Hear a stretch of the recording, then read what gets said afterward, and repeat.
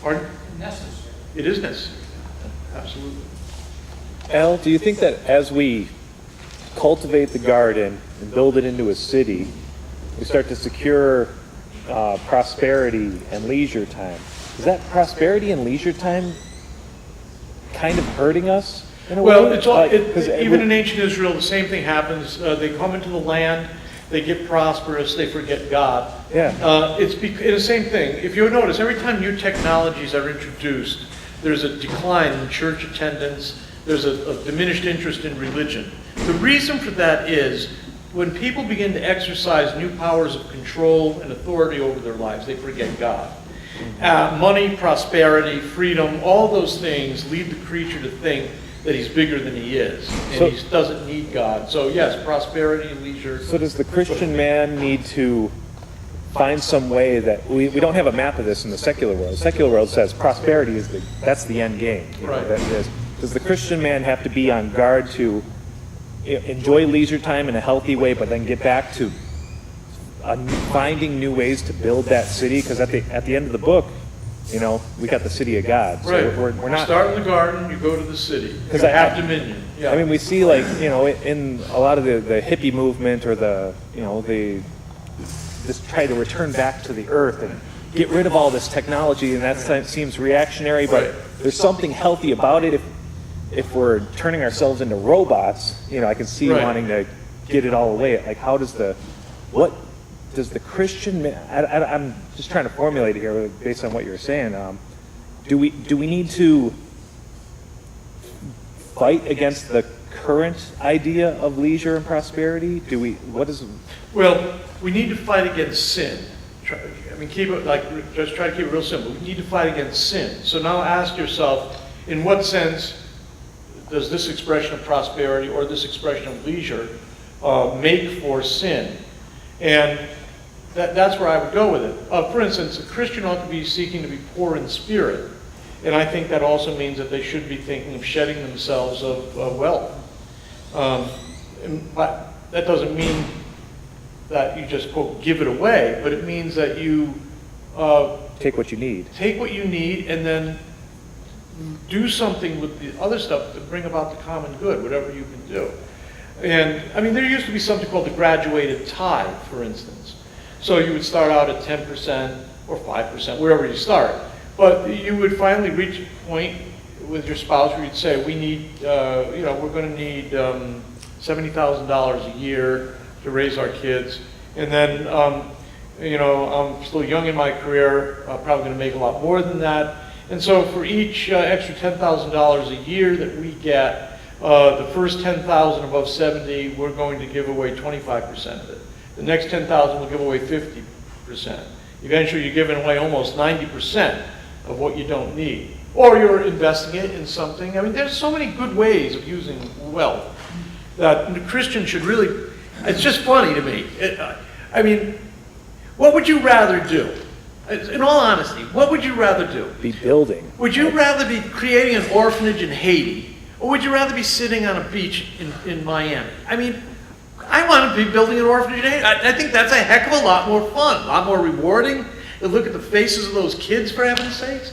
Why would you want to do something, you hear teachers in the United States working in the cities, and they sometimes are so underappreciated. And they complain and they moan. And I say to them, look, go to Haiti. You go teach in Haiti, everybody will love you. But I think when there's great prosperity, great leisure, when there's money and there's freedom, it's like the garden before the fall. You've got everything you need, you've got an abundance of everything, and you've got perfect liberty. And you have a choice what you're going to do with it. And frequently, we ratify Adam and Eve's original sin. We don't use our prosperity well, we don't use our freedom well.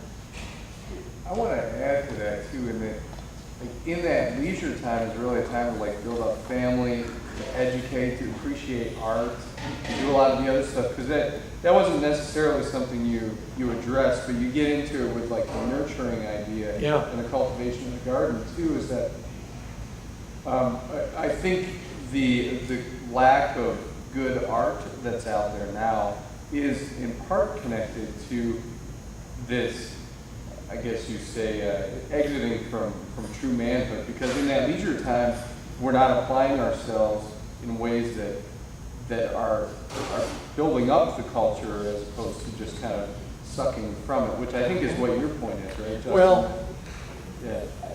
It's kind of amorphous still. It's like, it seems like manhood is getting squandered right now because we have so much time. Yeah. We don't have to fight like we would if we were in the garden. There's a section here, I jumped over it, that I printed out in too small a type font, so I usually use 18 point, I think I used 10 point. Can't read what I wrote, but there's a whole section on that real men are producers, not consumers. I mean, they're known as givers, not takers. They produce more than they use. And I think that what that means is that they've got enough margin in their life to create and to nurture. You know, I think I'm a little bit in a different place, or at least I'm coming at this issue a little differently. It seems to me men need to be conscious not only of their own individual turf, but what it really means to be a member of the church, part of the people of God, and the big fight in the world. And it seems to me there's tremendous amount of challenge out there to help people come to faith, come to church, change society through providing an alternative society. I mean, I think there's tremendous amount of work to be done that, and I actually think that culture is part of what we're building, so that leisure is something that's important to be done, that needs to be done with a design that reflects God's goodness, so that it also reveals to the world a way of having a life that's under God's blessing, under God's wisdom and His order. But I feel like a lot of times we're too constricted to what's here rather than thinking about the big picture. That's all. Well, there's we did talk a lot about the church in this as a community, but the point is, the very last thing that on the outline is this. Is there a crisis of manhood? Well, yes and no. From Eden to Ann Arbor to Jesus' return, there's always one fundamental crisis, just one. It isn't a crisis of manhood, it's a crisis of obeying God, a crisis of discipleship, a crisis of the will of God, a crisis about the manifestation of the kingdom. Wherever the will of God is performed, there is a glimpse of the kingdom on earth as it is in heaven. And if anyone wants to see the kingdom, you can see it. Obey the will of God. Because wherever the will of God is obeyed, you're seeing the reign of God. And that is what the church exists for. The church is there as a window on eternity. It's where if people want to see Jesus, they're supposed to be able to look at the church. Jesus said, you want to see the Father, look at me. And people say, show us Jesus. We should be able to say, look at the church. And by that, we mean the church that they have access to, the community that's in their face. And that is what we don't, that's exciting. That is, what you're talking about is building. We're not going to go out and create a new nation here, because we are the nation. We are the new nation. That's what the church is. It is the new humanity. It is, in fact, that eruption of the kingdom of God in the nations of the earth. And I don't think when people talk about, well, I'm going to church, it's like, I don't think you know what you're saying. You're not going to church. You are the church. Don't you understand? You're made to image God. That's what you exist for. And I think we need to bring, and I think, again, I think men have to be part of this. You don't see men getting together like this to talk about these things. It's very rare. And I don't know how to light the whole thing. I don't know how it happens, but it has to happen.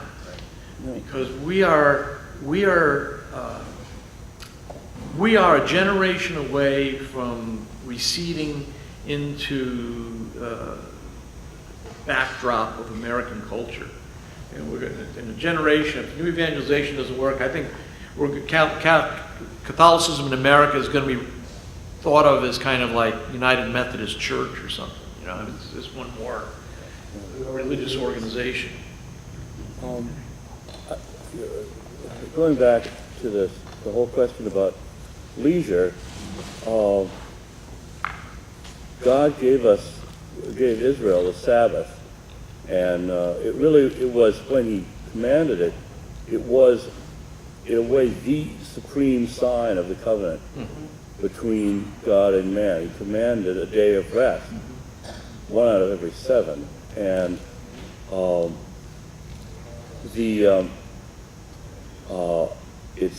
that's one of the things that the church has held on to, observing it on the Lord's Day, and observing many days of rest. As a matter of fact, one of the things that I got when I was studying the local life of the church in the Middle Ages, the one thing I was struck by was how many days of rest there were, because there were all sorts of saints' days and festivals that people didn't work effectively at the time of the Protestant Reformation. That was one of the things the Protestant reformers complained about. Not enough work was getting done, because there were too many days of rest. But the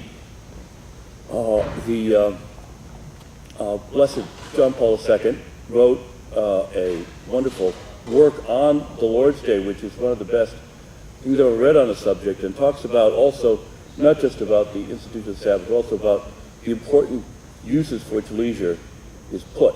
And some years ago, Father Ed gave a homily about it, and I was engaged to my now wife at the time, and the first thing we did after hearing it, we went back to my house. I printed it out off the internet. We sat down and spent the afternoon studying it, and decided that in our marriage, that was one of the things that was going to be very important to us, was keeping the Lord's Day, and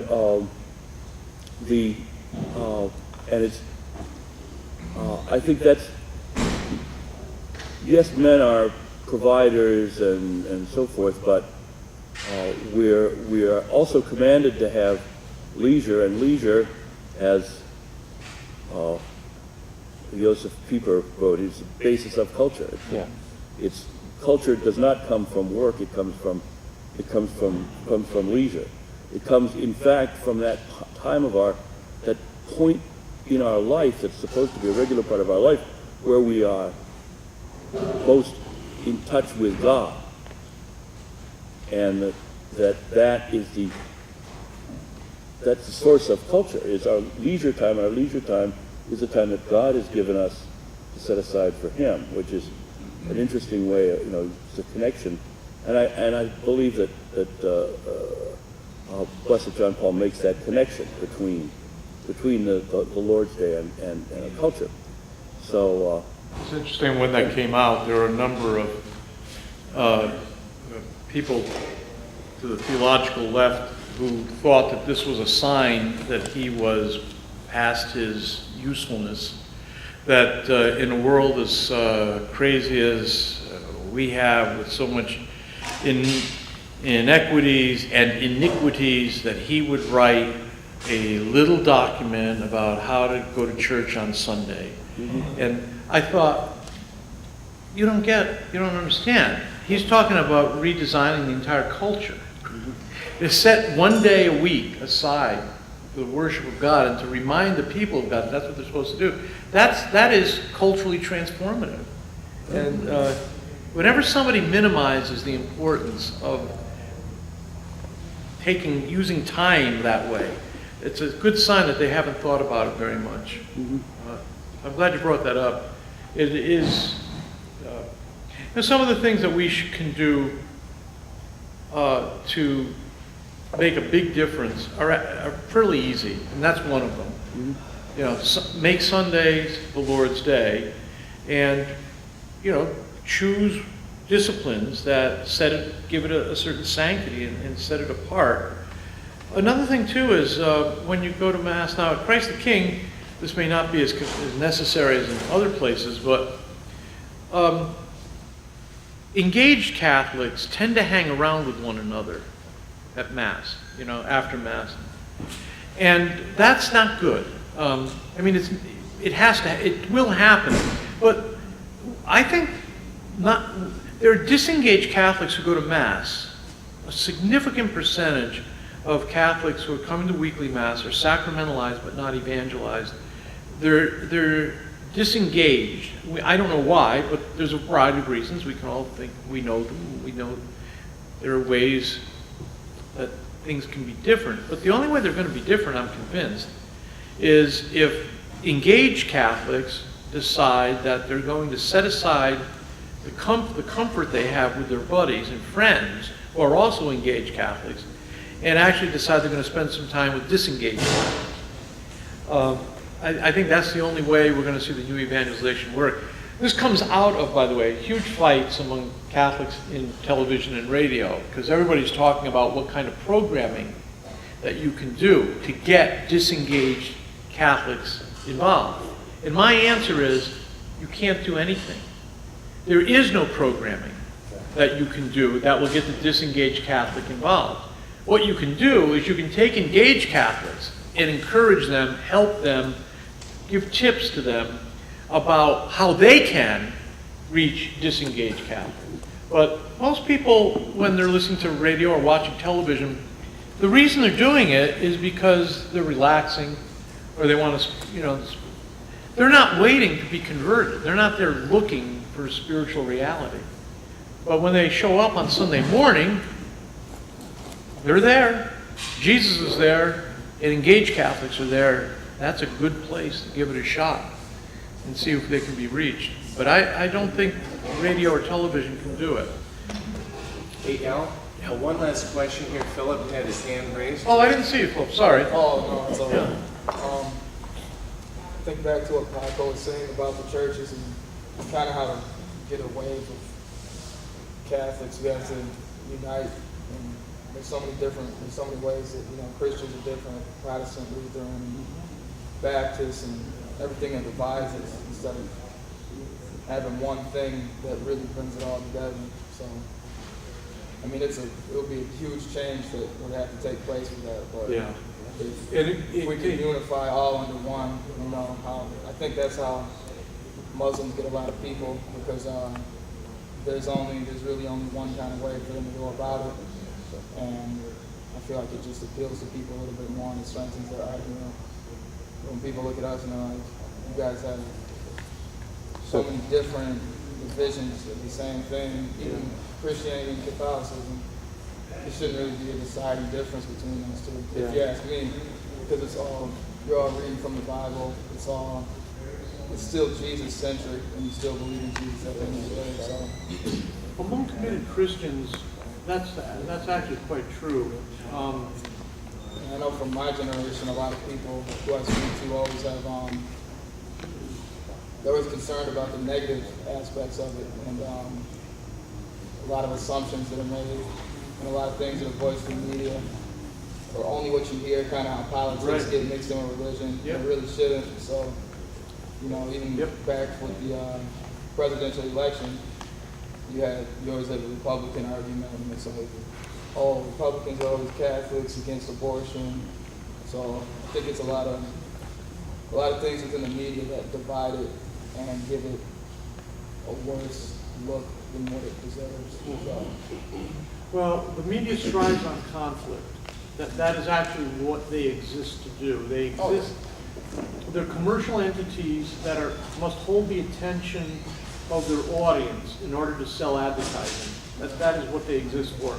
And to do that's why CNN for the last month has done almost nothing but the Malaysian airline crash. It's because it's an incredibly weird story, full of conflict. There's conflict between the nations. There's the tragedy of the surviving families. And don't think that CNN cares about finding that plane. No. They don't want to find it. They're doing fine as long as it stays a mystery. Once it ceases to be a mystery, CNN's not interested anymore. But same with Islam, by the way, on this. The reason Islam gives the appearance of being more united is because we don't know it nearly as well as we know Christianity. Right. And so it remains still exotic. You know, it remains still something that we don't know well enough to despise yet. The reason Christianity has been so more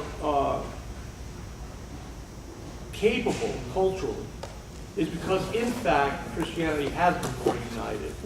Islam is actually very divided, and there are conflicts now, especially with the abolition of the caliph. They've been divided along nationalistic lines, and there's huge conflicts between Arab Muslims and Indonesian. I mean, it's unbelievable. However, from our point of view here in the United States, where we don't know all the different brands of Muslims, we know all the different brands of Christians. We know Presbyterian 1, 2, 3, and First, 6, 7, 8 Baptist Church, and all that. We don't know this. We don't know Islam well enough to be able to do that. But the conflicts are really there. Malcolm X was killed because he was becoming a more orthodox Muslim. And it was, but you're right, you're absolutely right. The way this is reported upon, the way the pop culture thinks about this, we're not doing a very good job of responding. We're not very effective. I do stand corrected on the whole Islam thing, but it's a cultural fight, and I'm in the midst of it. Yeah, well, no, what you're saying is I know what you mean. Yeah. And I think we're not doing a very good job of making our case. And you're left vulnerable, having to fight at a level that many of us don't. Many people here, in fact, never have to deal with Islam at all. So.